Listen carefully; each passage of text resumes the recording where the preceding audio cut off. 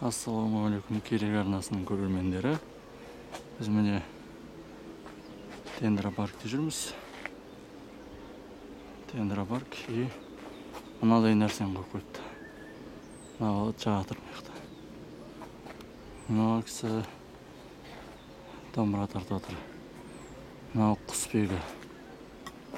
Ал мынау қазақ емес крестьяндар ма? Сондай қазақта мынандай киінеді. Мынандай ашып киінбейді.